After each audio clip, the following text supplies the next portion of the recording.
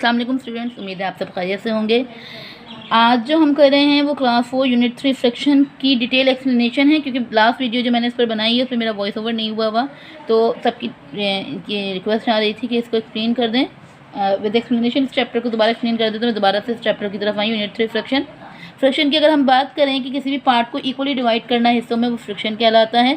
किसी भी एक पूरे हिस्से को इक्वल पार्ट में डिवाइड करना फ्रैक्शन कहलाता है। टाइप्स ऑफ फ्रैक्शन की तरफ चलें तो जो भी फ्रैक्शन जिसका देखो, फ्रैक्शन हमारे पास दो चीज़ों पर होता है, एक न्यूमरेटर और एक डिनोमिनेटर।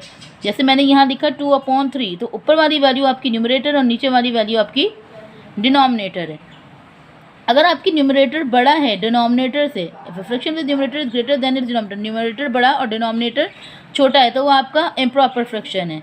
यहाँ पर उन्होंने इसकी एग्जांपल्स दी हुई हैं। और अगर आपका न्यूमरेटर छोटा और डिनोमिनेटर बड़ा है तो वो आपका प्रॉपर फ्रैक्शन है। तो ये इम्प्रॉपर और प्रॉपर का फ़र्क है। मिक्स फ्रैक्शन क्या होता है भाई, जिसके साथ होल शामिल हो जाए, जैसे 1 होल 1/2 कि भाई मेरे पास 1.5 रोटी है, या मेरे पास 1.5 पिज़्ज़ा, या मेरे पास 1 और आधी ब्रेड है। तो ये क्या हो जाता है, एक तो चीज़ मेरे पास पूरी है और दूसरी चीज़ मेरे पास फ्रैक्शन में। तो इसमें होल और फ्रैक्शन दोनों शामिल हो जाए तो वो हो जाती है आपकी मिक्स फ्रैक्शन। और यूनिट फ्रैक्शन क्या होता है, एक कंप्लीट होल नंबर आपके पास हो जाए, जिसके न्यूमरेटर में आपके पास क्या आ जाता है 1, तो वो आपका यूनिट फ्रैक्शन कहलाता है। डिनोमिनेटर में कुछ भी हो लेकिन न्यूमरेटर में आपके पास वहाँ पर 1 होना चाहिए। अच्छा, इसके बाद हम जो करेंगे वो कन्वर्जन ऑफ फ्रैक्शन है, प्रॉपर को इम्प्रॉपर में कैसे करते हैं और आगे की एक्सरसाइजेस की तरफ।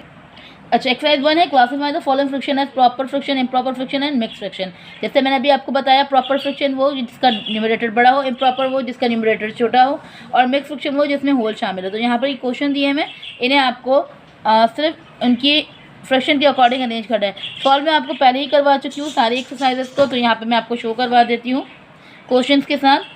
ये मेरे प्रॉपर फ्रैक्शन आ गए, वो जिनमें हमारे पास न्यूमरेटर छोटा और डिनोमिनेटर बड़ा है, वो आपका प्रॉपर फ्रैक्शन है। इम्प्रॉपर जिसमें डिनोमिनेटर छोटा और न्यूमरेटर बड़ा है। और मिक्स फ्रैक्शन वो जिसमें आपके पास होल शामिल है।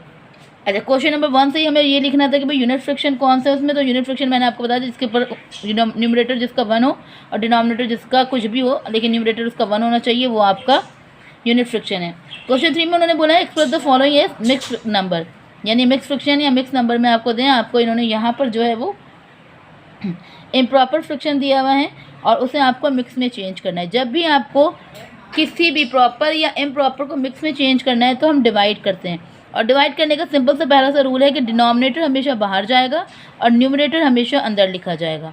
ये ध्यान में रखेंगे आप कि डिनोमिनेटर बाहर और न्यूमरेटर अंदर। डिवाइड वही सिंपल करेंगे भाई, 3 के टेबल में 8 नहीं आता, उससे कम किया आता 6, 3 2 6।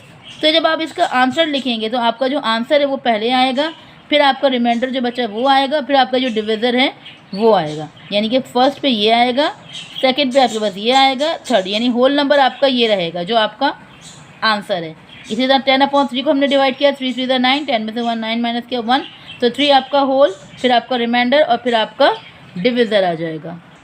ठीक है, यहाँ पे भी देखें 3 4 12, 13 में से 12 माइनस किया 1, तो 4 होल 1/3 इसका आंसर आ गया। तो बच्चों को जब लिखवाएं तो होल नंबर बड़ा लिखवाएं और फिर फ्रैक्शन को छोटा लिखवाएं, ताकि उन्हें होल और फ्रैक्शन में फ़र्क पता चले। इसी तरह 5 1 5, 9 में से 5 माइनस किए 4, तो 1 होल 4/5 आपका आंसर। ठीक है, कि क्विक रिव्यू मैंने आपको सारा इसका दे दिया, जो मैंने एक्सप्लेन सॉल्व करवा दिया है बस थ्रू एक्सप्लेनेशन की। बस ध्यान रखना है प्रॉपर या इम्प्रॉपर को जब भी आप मिक्स फ्रैक्शन में चेंज करें तो डिनोमिनेटर हमेशा आपका बाहर रहेगा, न्यूमरेटर हमेशा आपका अंदर रहेगा। 5 2 10, 11 में से 10 माइनस किए 1, तो इसका आंसर आ गया 2 होल 1/5, 3 4 12, 12 14 में से 12 माइनस किए तो इसका आंसर हो गया 4 होल 2/3। और ये हमारा GHIJ सारे क्वेश्चन यहाँ पर मेरे पास आपके सामने सॉल्व हैं। अब यहाँ क्वेश्चन 4 में वो कह रहे हैं कि इम्प्रॉपर फ्रैक्शन में करना है और दिया हुआ आपको मिक्स फ्रैक्शन है। तो मिक्स फ्रैक्शन को इम्प्रॉपर में चेंज करने का तरीका कि बच्चे को बताना कि डिनोमिनेटर जो है वो होल नंबर से मल्टीप्लाई होगा, यानी कि ये जो डिनोमिनेटर है ये होल नंबर से मल्टीप्लाई होगा और इसका जो आंसर आएगा, जैसे 3 3 क्या आया इसका आंसर 9, तो ये जो 9 है ये न्यूमरेटर में जाकर प्लस हो जाएगा। इस तरह रफ में भी करवा सकते हैं भाई, 3 3 9 आ गया, 9 में आपने न्यूमरेटर को प्लस करवा दिया 2, तो 11, और डिनोमिनेटर एज इट इज़ रहेगा, सिर्फ और सिर्फ न्यूमरेटर मेरा यहाँ पर चेंज होगा। वजह कि ये मैंने इसे डिवाइड किया था तो ये मेरी ये फॉर्म आ गई। अब मैं इसे डिवाइड को वापस से मैं इसे प्रॉपर इम्प्रॉपर फ्रैक्शन में चेंज कर दूंगी। इसी तरह यहाँ पे भी 4 5 20, 20 में 1 प्लस किया तो 21/4। यहाँ पे 3 5 15, 15 में 1 प्लस किया तो 16, 16/3, 2 2 4, 4 में 1 प्लस किया 5, 5/2, 4 4 16, 16 में 3 प्लस किया 19, 19/4, 3 1 3, 3 में 1 प्लस कर दिया तो 4/3। Okay, 4 4 16, 16 plus 1 17, 17/4। कहीं पर भी डिनोमिनेटर चेंज नहीं होगा, सिर्फ न्यूमरेटर और होल नंबर मल्टीप्लाई, डिनोमिनेटर और होल नंबर मल्टीप्लाई करेगा और उसमें न्यूमरेटर को ऐड कर देंगे। डिनोमिनेटर अपनी जगह को चेंज नहीं करेगा, डिनोमिनेटर आपका एज इट इज रहेगा, क्योंकि डिनोमिनेटर आपका डिविज़र है जिससे आपने डिवाइड करके इस आंसर को लेकर आए हैं।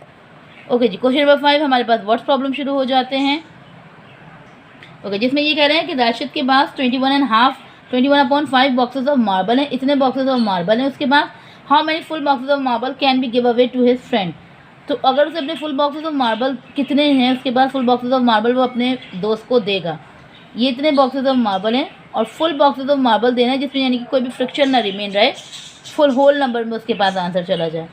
ठीक है, तो 5 को 21 से मैं जब डिवाइड करूँगी तो 5 4 20 आता है। 21 में से 20 को माइनस किया 1, यानी कि सिर्फ 4 बॉक्सेस जो हैं उसके पास फुल जाएंगे और एक जो है वो बॉक्स रिमेन रह जाएगा, ये फुल नहीं हो पाएगा।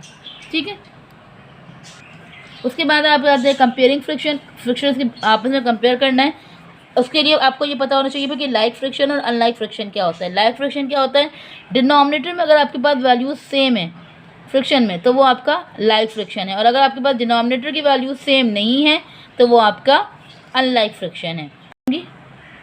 ओके, जैसे एक्सरसाइज 2 है, match each friction with its equivalent form the friction pool. ये फ्रिक्शन पूल गिवन है, हर फ्रिक्शन को उसके इक्विवेलेंट फ्रिक्शन से मिलाना है। अच्छा, मिलाने का तरीका क्या है, इक्विवेलेंट फ्रिक्शन हमें कैसे पता चलेगा। इक्विवेलेंट फ्रिक्शन ऐसा होता है कि जो फ्रिक्शन आपको गिवन है उसे आप इतना सॉल्व करें कि वो रिड्यूस फॉर्म में आ जाए। जैसे यहाँ 4 और 6 और एक ही टेबल यूज़ करना है। जैसे 4 और 6 हमारे पास एक टेबल में आता है, 2 2 4 और 2 3 6। तो मैं ढूंढूंगी भाई 2 और 3/3 कहाँ मौजूद है, यहाँ, तो मैंने इसको इससे मिला दिया। 49 और 63 फ्रिक्शन को जब इक्विवेलेंट फ्रिक्शन में चेंज करना होता है तो हम उन्हें डिवाइड करते हैं, लेकिन हमें एक ही टेबल को यूज़ करते हुए उसे एक ऐसा करना होता है। जैसे 49 और 63 मेरे पास आते हैं, 7 7 49 और 7 9 63, तो ये इससे मिल जाएगा 90/100। तो ये 0 से पहले मैंने 0 कैंसिल किया। अब 9 और 10 एक टेबल में नहीं आते तो ये किसी से नहीं मिल रहा क्योंकि इसका गिवन नहीं है।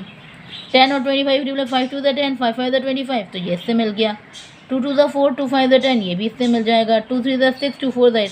यानी कि बच्चों को जब आप इक्विवेलेंट फ्रिक्शन करवा रहे हो तो उन्हें करवाने का तरीका ये कि बच्चों को ये बताया जाए कि ऊपर और नीचे यानी न्यूमरेटर और डिनोमिनेटर दोनों एक टेबल में आना ज़रूरी है, तब वो इक्विवेलेंट फ्रिक्शन में कन्वर्ट हो सकेंगे।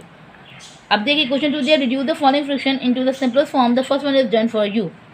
ये इक्वेशन भी इक्विवेलेंट फ्रिक्शन की फॉर्म बन जाती है।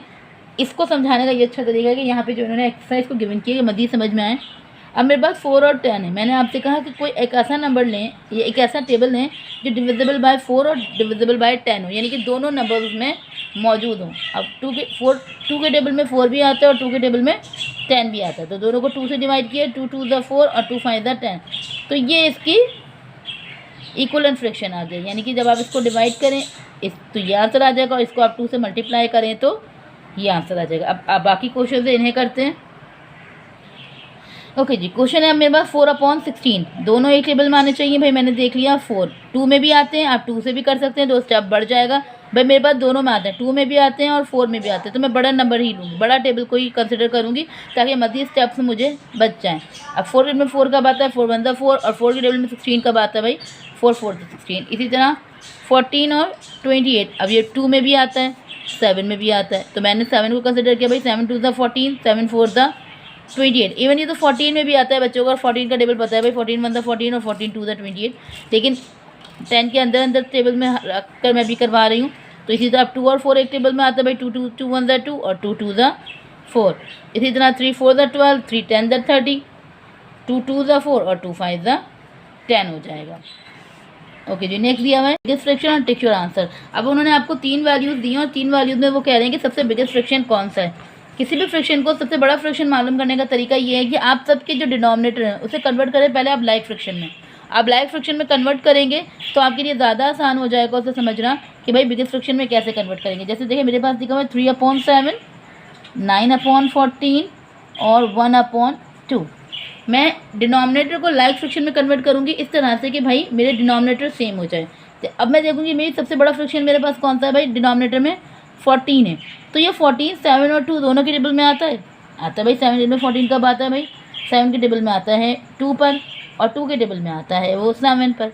ठीक है, मैं मल्टीप्लाई करवा दूँगी, 3 2 ज़ा 6 और 7 2 ज़ा 14 हो गया। ये तो एज इट इज़ रहा क्योंकि मैंने इसे चेंज नहीं किया। 7 मतलब 7 और 7 2 ज़ा 14 हो गया। ठीक है, डिनोमिनेटर सेम हो गया। अब मैं ऊपर आऊँगी, जितना बड़ा मेरा न्यूमरेटर होगा वो मेरा बड़ा फ्रैक्शन बन जाएगा। तो सबसे बड़ा फ्रैक्शन न्यूमरेटर मेरा किस कौन सा है, 9/14, तो इसलिए ये मेरा बिगेस्ट फ्रैक्शन बन गया। यही चीज़ हम अप्लाई करेंगे जब हम असेंडिंग और डिसेंडिंग ऑर्डर जो मुझे क्वेश्चन दिए हैं उन्हें हम जब कर रहे हैं। Arrange the fraction in ascending order, ascending करें या आप डिसेंडिंग करें, आपका न्यूमरेटर आपको बताएगा कि छोटा नंबर की तरह छोटा कौन सा है और बड़ा कौन सा है। तो उसके लिए आपको अपने डिनोमिनेटर को जो अनलाइक फ्रैक्शन है यानी कि एक जैसे नहीं है उन्हें लाइक फ्रैक्शन में कन्वर्ट करना है। और उसे कन्वर्ट करने का तरीका क्या कि आप अपने डिनोमिनेटर में देखें कि सबसे बड़ी वैल्यू कौन सी है, जो वैल्यू है बाकी जो दो फ्रैक्शन है क्या वो वैल्यू उन टेबल्स में आती है, तो वेल एंड गुड, आप उन्हें उससे मल्टीप्लाई करवा दें तो आपके फ्रैक्शन सेम हो जाएंगे और आपको आपका आंसर मिल जाएगा। तो उससे स्टार्ट करते हैं।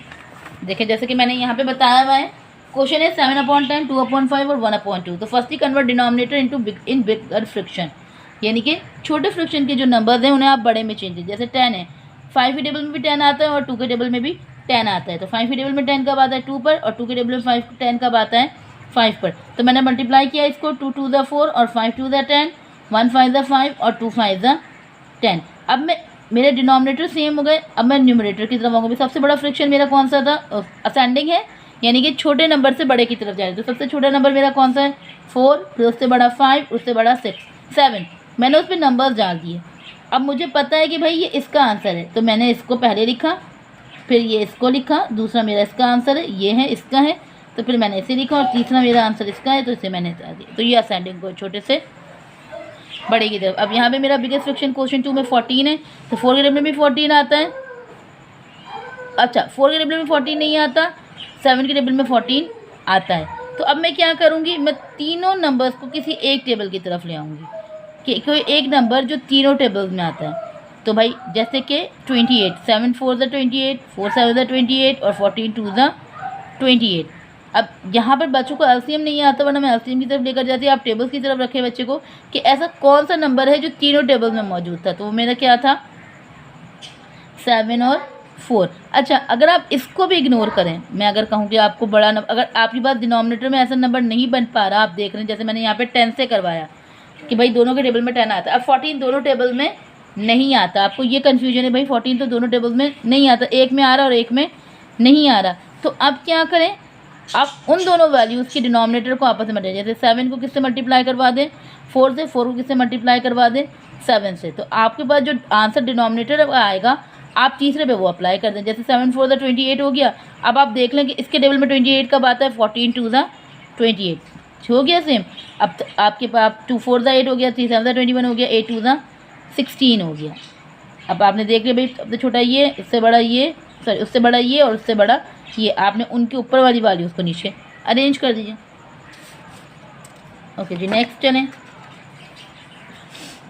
9 के टेबल में 18 आता है, 6 के टेबल में भी 18 आता है, एक 2 पर आता है, एक 3 पर आता है। आपने मल्टीप्लाई किया, आपके पास आंसर आ गए। आपने देखा सबसे छोटा ये, उससे बड़ा ये और फिर उससे बड़ा ये। तो आपने उनकी वैल्यूज़, इनको अरेंज नहीं करना, इनकी जो वैल्यूज़ हैं इन्हें अरेंज करना है।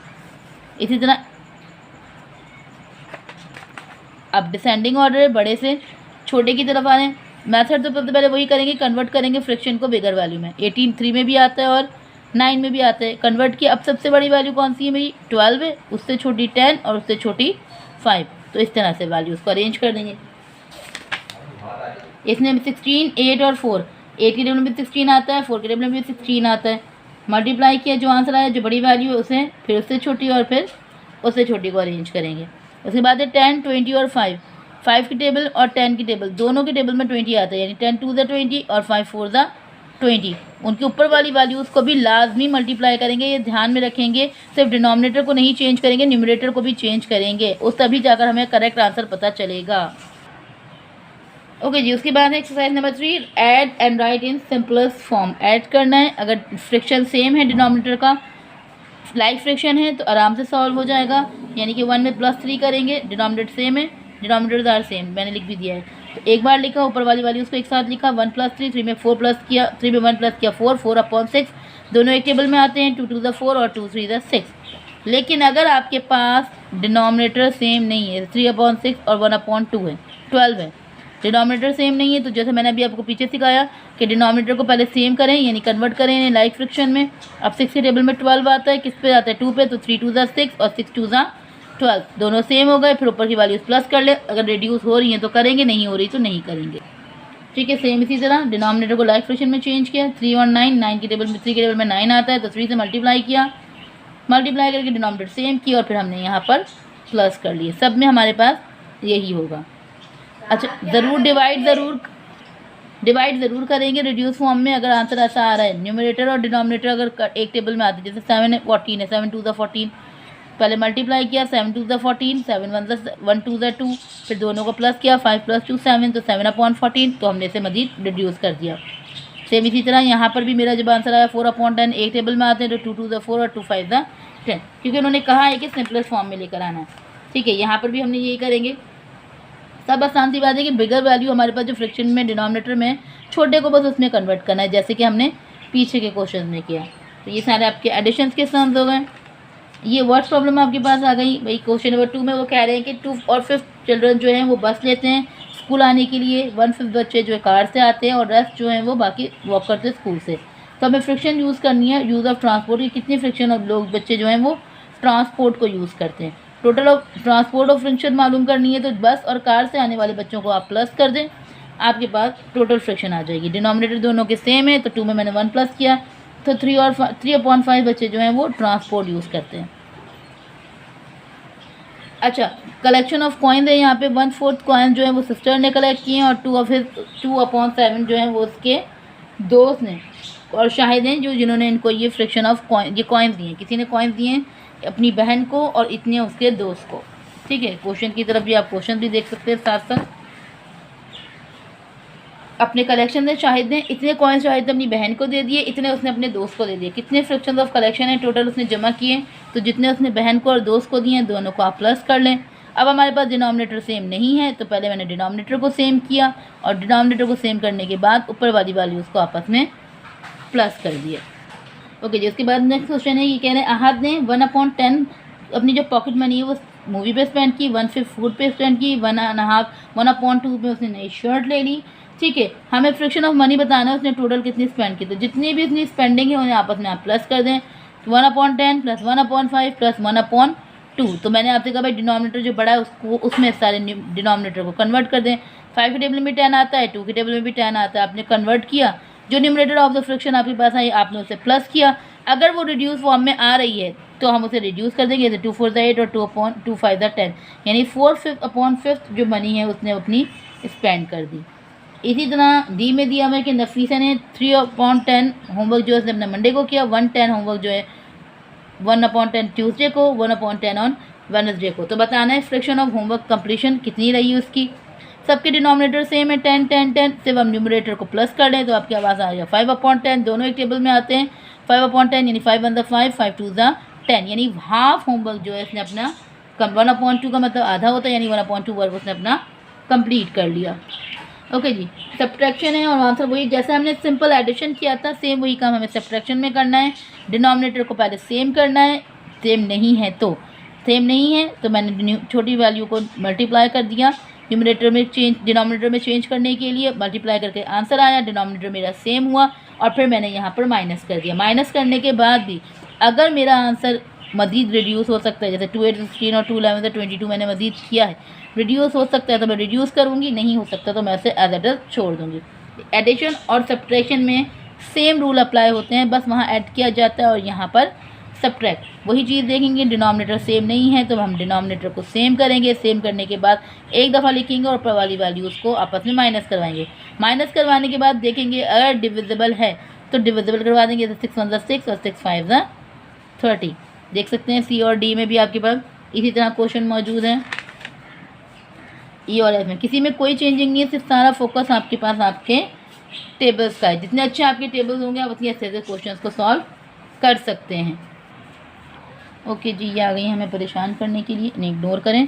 अच्छा, अब इनके वर्ड प्रॉब्लम की तरफ चलते हैं। भाई इनकी वर्ड प्रॉब्लम की अगर हम बात करें तो एक फार्मर है, उसने अपना कैटल सोल्ड किया। कैटल उनका क्या होता है, मवेशी जो उसके पास मौजूद है, उसने इतने सोल्ड कर दिए हैं, ठीक है। इतने उसने अपने बेटे को दे दिए हैं 1/5, ठीक है। अब उसके बाद कितना कैटल बचा है, तो बाकी बचा है, तो 4/15 को माइनस करवाएंगे 1/5 से। डिनोमिनेटर सेम नहीं है, सेम करेंगे हम इसको, 5 3 15 और सेम डिनोमिनेटर करने के बाद माइनस कर देंगे, तो उसके बाद पता चल जाएगा बस उतना कैटल उसके पास बचा है। दूसरा दिया, Umer ate 3/4 of pizza and give 1/8 to his friend. इतना पिज़्ज़ा उमेर ने खाया, इतना उसने अपने दोस्त को दिया। फ्रैक्शन ऑफ पिज़्ज़ा कितना लेफ्ट है, वही चीज़ 3/4 में से माइनस कर देंगे 1/8।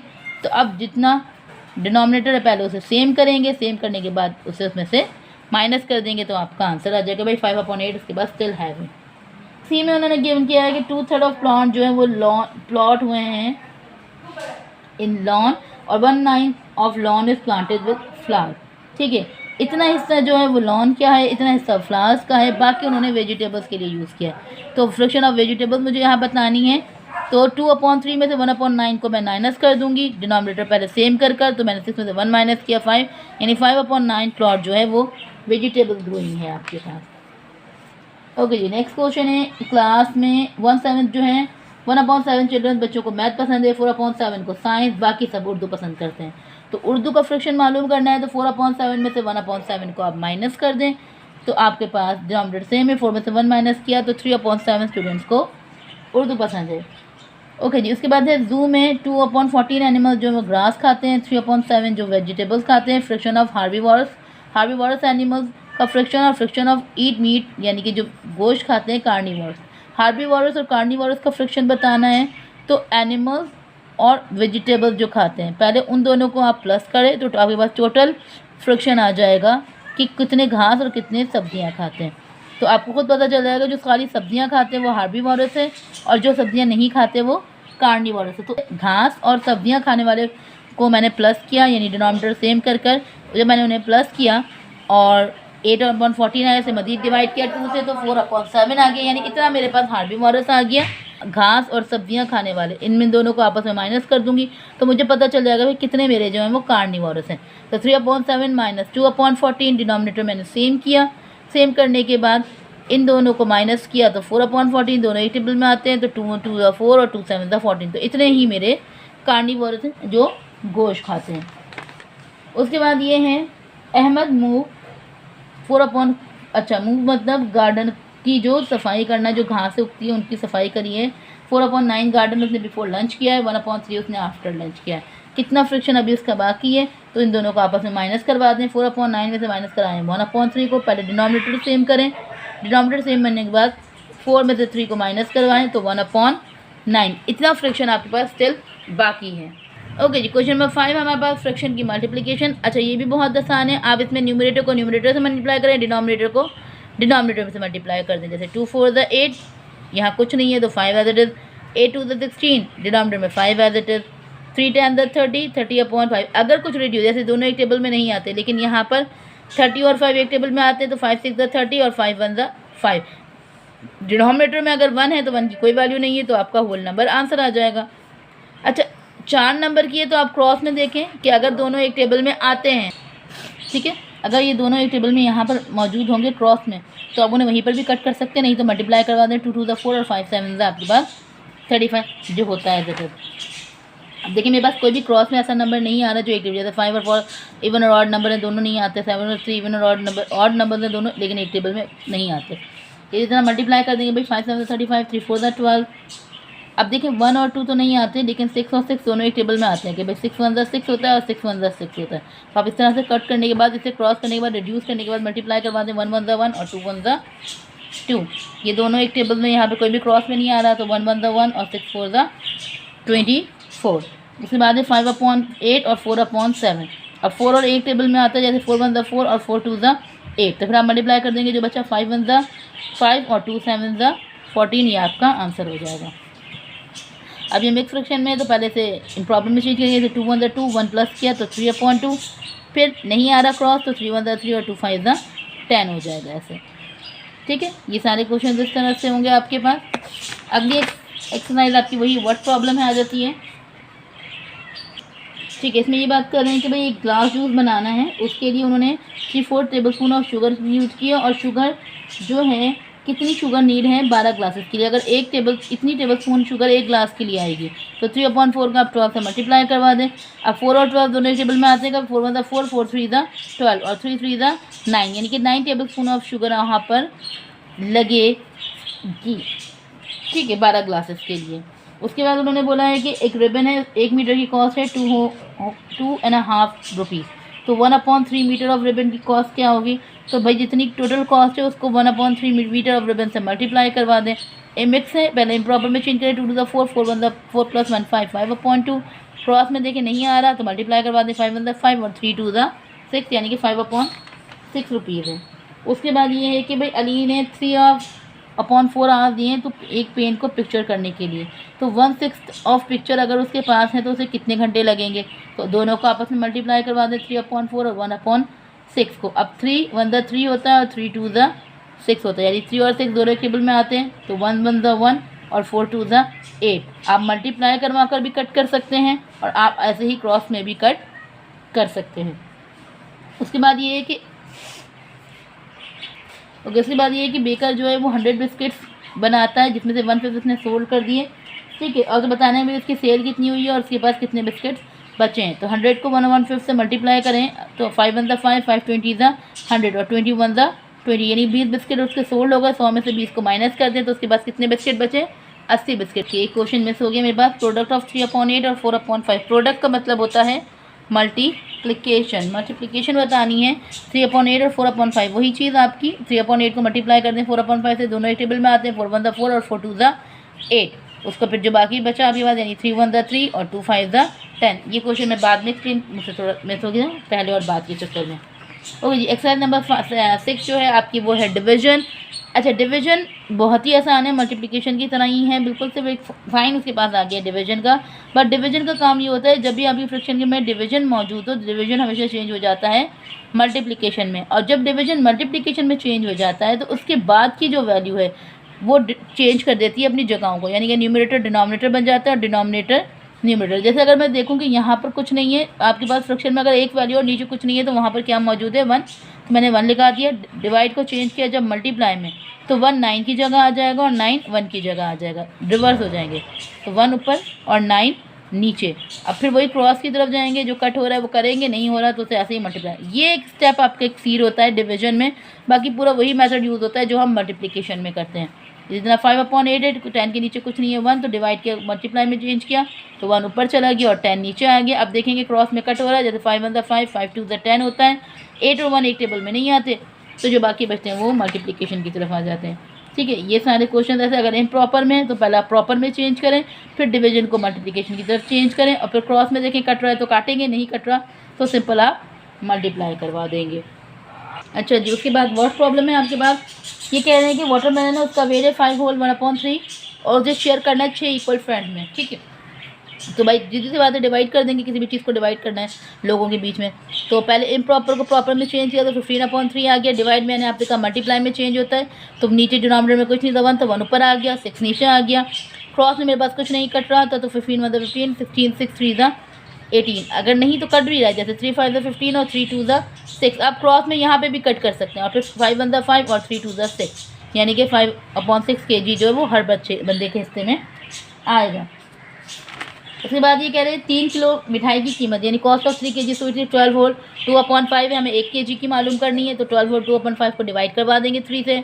पहले फिक्स को प्रॉपर में मैंने चेंज किया, फिर डिनोमिनेटर में कुछ नहीं था 1, तो डिवाइड को जब मैंने मल्टीप्लाई में चेंज किया तो 1 ऊपर आ गया और 3 नीचे आ गया।